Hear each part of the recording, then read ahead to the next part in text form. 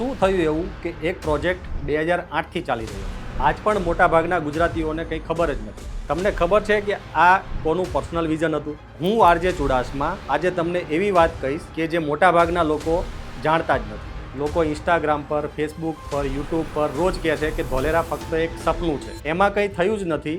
લોકો એવી વાતો કરે છે। હું તમને પૂછવા જઈ રહ્યો છું કે તમે ક્યારેય ગ્રાઉન્ડ ઉપર આવ્યા છો? તમે રિયાલિટી ક્યારેય જોઈ છે?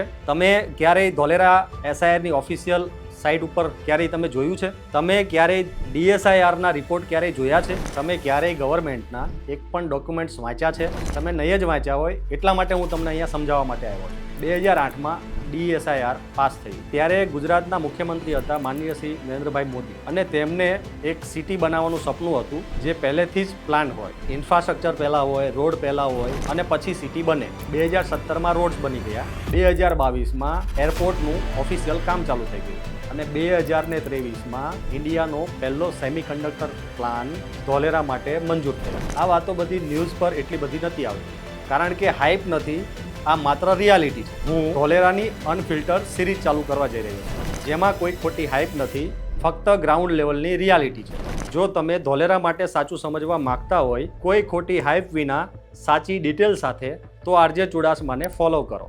હું રોજ નથી આવતો, પણ જ્યારે આવીશ ત્યારે તમને નવી વાત આપીશ જે તમને બીજું કોઈ નહીં આપે।